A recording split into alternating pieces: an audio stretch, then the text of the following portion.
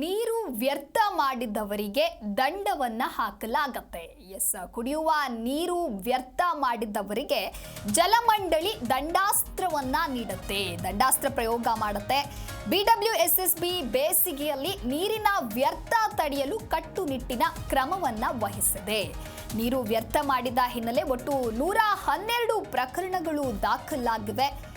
ಇನ್ನು 5.60 ಲಕ್ಷ ರೂಪಾಯಿ ದಂಡ ವಸೂಲಿ ಮಾಡಿದ BWSSB ಅಧಿಕಾರಿಗಳು ಆದೇಶ ಉಲ್ಲಂಘಿಸಿದವರಿಂದ ತಲಾ 5,000 ರೂಪಾಯಿ ದಂಡ ವಸೂಲಿಯನ್ನ ಮಾಡಲಿದ್ದಾರೆ. ಬೆಂಗಳೂರು ನೀರು ಸರಬರಾಜು ಮತ್ತು ಒಳಚರಂಡಿ ಕಾಯ್ದೆ 1964ರ ಪ್ರಕಾರ ಬೆಂಗಳೂರು ನಗರದಲ್ಲಿ ಕುಡಿಯುವ ನೀರನ್ನ ವಾಹನಗಳ ಸ್ವಚ್ಛತೆಗೆ, ಕೈದೋಟಕ್ಕೆ, ಕಟ್ಟಡ ನಿರ್ಮಾಣಕ್ಕೆ ಹಾಗೂ ಮನೋರಂಜಕವಾಗಿ ಕಾರಂಜಿಯಂತಹ ಆಕರ್ಷಕ ವ್ಯವಸ್ಥೆಗೆ, ಹಾಗೆ ಸಿನಿಮಾ ಮಂದಿರ ಮತ್ತು ಮಾಲ್ಗಳಲ್ಲಿನ ಕುಡಿಯುವ ನೀರು ಹೊರತು ಇನ್ನಿತರೆ ಬಳಕೆಗೆ, ರಸ್ತೆ ನಿರ್ಮಾಣ ಮತ್ತು ಸ್ವಚ್ಛತೆಗೆ ಕುಡಿಯುವ ನೀರಿನ ಬಳಕೆ ಮಾಡೋದನ್ನು ನಿಷೇಧ ಮಾಡಲಾಗಿತ್ತು.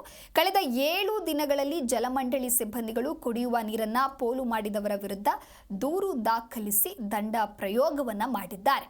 ಹಾಗಾಗಿ ಕುಡಿಯುವ ನೀರು ವ್ಯರ್ಥ ಮಾಡಿದವರಿಗೆ ಜಲಮಂಡಳಿ ದಂಡವನ್ನ ಹಾಕಲಾಗುತ್ತೆ. ಆದೇಶ ಉಲ್ಲಂಘಿಸಿದವರಿಂದ ತಲಾ 5,000 ರೂಪಾಯಿಯಷ್ಟು ದಂಡ ವಸೂಲಿಯನ್ನ ಮಾಡಲಾಗಿದೆ.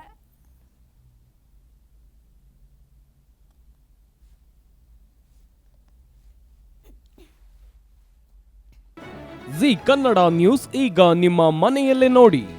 ಎಲ್ಲ ಕೇಬಲ್ಗಳಲ್ಲಿ ಈಗ ಲಭ್ಯ.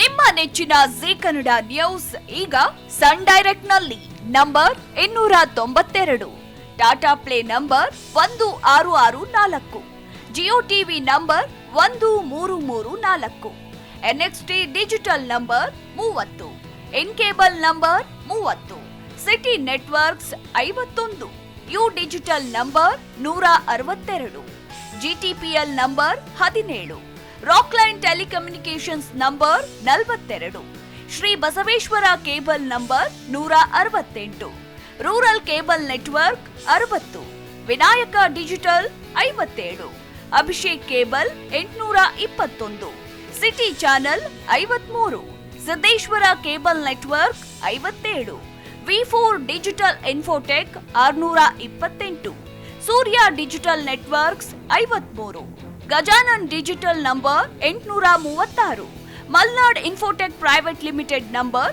56, Metrocast number 830, victory digital number 167ರಲ್ಲಿ ನೋಡಿ ಆನಂದಿಸಿ.